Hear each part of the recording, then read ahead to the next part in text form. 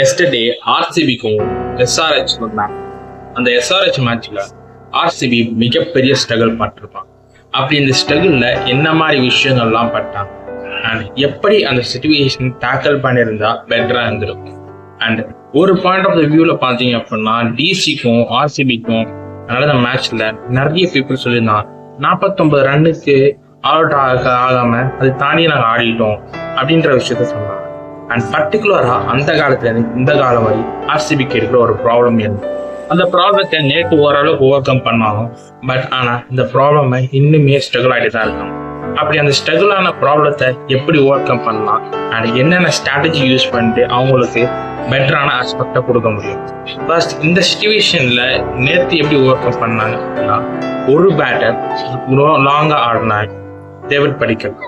அப்படி படிக்கல் ஆடல அப்படின்னா இந்த மேட்ச்லுமே பாத்தீங்கன்னா 96/6 அப்படின்ற ஒரு கண்டிஷன்ல இருந்து 100 ஆல் அவுட் கூட இருப்பாங்க.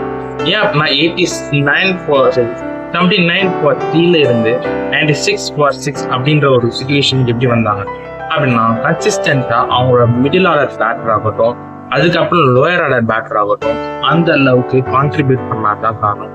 அப்படி அந்த கான்ட்ரிபியூஷன்ல என்னென்ன ப்ராப்ளமா இருக்கு, ஈவன் புவனேஸ்வர் குமார் கூட ஒரு 18 ரன் குரூஷியல் அடிச்சிருப்பார்.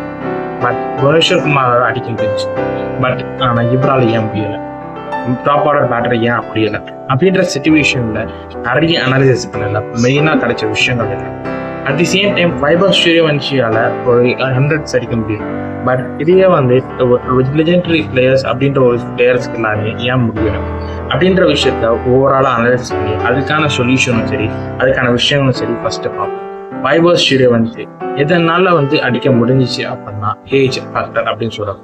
காமனா பாத்தீங்கன்னா அந்த ஏஜ்ல அந்த பிளேயர் வந்து உள்ள வர்றது வந்து எக்ஸ்ட்ராடினரி விஷயம்.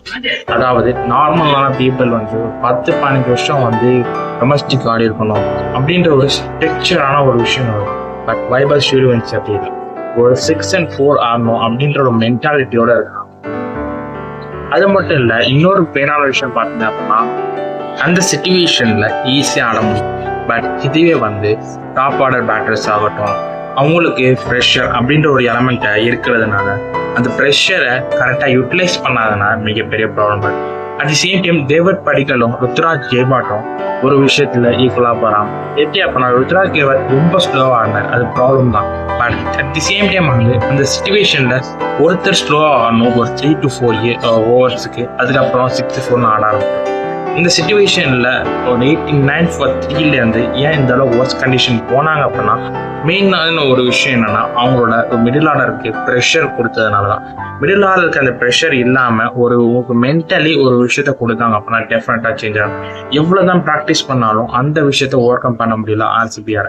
பட் ஆனா ஒரு மென்டலி அவங்களுக்கு வந்து இந்த மாதிரி சிச்சுவேஷன் ப்ரெஷர் இல்லாம ஆடுங்க, பட் வி ஹாவ் பவுலர்ஸ் அப்படின்ற ஒரு கான்ட்ரிபியூஷன் கொடுத்தாங்க அப்படின்னா ஒரு மிடில் ஆர்டர் ஒரு 3 overs or 4 overs கொஞ்சம் ஸ்ட்ரோக் வச்சு பொறுமையா ஆடி இந்த விக்கெட்டுக்கு வந்து எந்த மாதிரி ஆடணும் அப்படின்ற மைண்ட் செட்டை வச்சு ஒரு விஷயம் பண்ணியிருந்தாங்க அப்படின்னா இன்னும் நல்லா இருக்கும். இன்னொரு ப்ராப்ளம் என்ன இருக்கு அப்படின்னா வென்யூ. ஆர்சிபி பாத்தீங்க அப்படின்னா அவங்களோட சின்னசாமி ஸ்டேடியம் இந்த அளவுக்கு வந்து சின்னது. But at the same time ஜிடியோட நரேந்திர மோடி ஸ்டேடியம் இருக்கிறதுலே பெருசு. ரெண்டுமே வந்து என்டையர் விஷயத்தையும் மாறிடுது. பட் இனிஷியல் ஸ்டேஜ்ல அவங்க சின்னசாமி ஸ்டேடியத்துல மாறி ஆடணும்னு ஆடினாங்க. But at the same time வந்து அந்த அளவுக்கு விக்கெட் வந்து டிஃப்ரெண்டான விக்கெட்டா இருக்கிறதுனால கிரவுண்ட் டிஃப்ரெண்டா கண்டிஷன்ஸ் இருக்கிறதுனால அவங்களால ஆட முடியாது. கண்டிஷனை பெட்டர் அண்டர்ஸ்டாண்டிங் பண்ணிருக்கணும் அப்படின்ற விஷயத்த வந்து இந்த விஷயத்தையும் தெரிஞ்சு.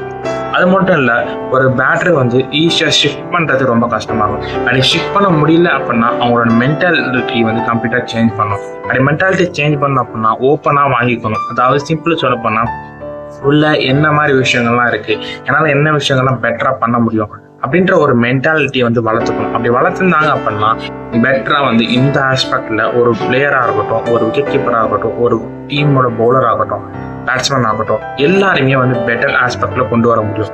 இப்படி பெட்டர் என்ன சொல்ல போனோம் அப்படின்னா அந்த வென்யூக்கு ஏற்ற மாதிரி அவங்களோட மென்டாலிட்டியை வந்து சேஞ்ச் பண்ணாததுனால இந்த மாதிரி மெயின் ப்ராப்ளம். மூணாவது மெயின் ப்ராப்ளம் என்ன அப்படின்னா இந்த டீம்ல இருக்க கோஆர்டினேஷன் சரியில்லை. அப்படி இந்த கோஆர்டினேஷன் என்ன ப்ராப்ளம்லாம் ஏற்பட்டாங்க, என்ன விஷயம்லாம் இருந்துச்சு அப்படின்னா, ஆட்டோமேட்டிக்காக சொல்ல போனால் புவனேஸ்வர் குமார் வந்து அவுட்ஸ்டாண்டிங்காக பவுலிங் போட்டிருக்காரு. அதே மாதிரி புவனேஸ்வர் குமார் வந்து ஃபுல் ஸ்ட்ரெச் யூஸ் பண்ணி அட் தி சேம் டைம் வந்து லாஸ்ட் ஸ்லாட் ஓவர்ஸ் கொடுக்காம ஃபுல்லாக வந்து ஒரு கைட் பவுலிங் கொடுத்தாங்கன்னா டெஃபினட்டாக வந்து ஒரு இம்பாக்டை கொண்டு வந்துடலாம் அப்படின்ற ஒரு சுச்சுவேஷனுக்கு வந்து இந்த மேட்ச்ல இருந்து தெரிஞ்சுக்கலாம். பட் ஆனால் ஒரு ரன்ஸ் அப்படின்ற ஒரு விஷயம் வந்து மிகப்பெரிய ப்ராப்ளமாக இருந்துச்சு. 153 அப்படின்ற விஷயத்த இதனால வந்து டிஃபெண்ட் பண்ண முடியல அப்படின்னா இன்னொரு சைட்ல வியூஸ்ல பார்த்தீங்க அப்படின்னா ஃபிளாட் விக்கெட். அதாவது ஒரு ஐபிஎல் ஆகட்டும் ஒரு விஷயங்களுக்கு வந்து ஈரியர்ஷிப் இன்க்ரீஸ் பண்ணணும் அப்படின்ற ஒரு கான்செப்ட் இதுலனால ஃபுல்லா வந்து 256 265 அப்படின்னு ரன் அடிக்கணும் அப்படின்ற ஒரு வியூவர்ஷிப் அதிகமான பீப்புள் வந்து இன்ட்ரெஸ்ட் எங்க இருக்கு அப்படின்னா ஒரு பேட்டர் வந்து 6-4 ஆடுற முதல் அந்த 6-4 ஆடுறதுக்கு வந்து பவுலர்ஸ் வந்து ஈஸியா வந்து பிளாட் விக்கெட்ல இருந்துச்சு அப்படின்னா ஈஸியா பவுன்ஸ் ஆகும், கரெக்டா பேட்டுக்கு வரும். அது பேட்டுக்கு வந்துச்சு அப்படின்னா 6-4 ஆட முடியும். ஈஸியா வந்து ஒரு பேட்டர் ஃபேவரா இருக்கணும் அப்படின்ற ஒரு கண்டிஷனால பேட்டருக்கு வந்து இன்னுமே ஒரு விஷயம். பட் அந்த பேட்டர் ஃபேவர் வந்து கண்டிஷன்ஸ் வந்து அண்டர்ஸ்டாண்ட் பண்ணாம இருந்ததால ஆர்சிபி வந்து ஃபெயில் ஆனாங்க. அது மட்டும் இல்லை மென்டல் நாள் வந்து மென்டாலிட்டியில வந்து கொஞ்சம் சேஞ்சஸ் பண்ணியிருந்தா அப்படின்னா இன்னும் பெட்டரா இருந்திருக்கும். அது பெட்டரா இருந்துச்சு அப்படின்னா டெஃபினட்டா ஆர்சிபி நேற்று மேட்ச் வின் பண்ணியிருப்பாங்க. வின் பண்ணியிருந்தாங்க அப்படின்னா இன்னுமே பெட்டரான சான்சஸ் அவங்களுக்கு கிடைச்சிருக்கும். தேங்க்யூ ஃபார் வாட்சிங்.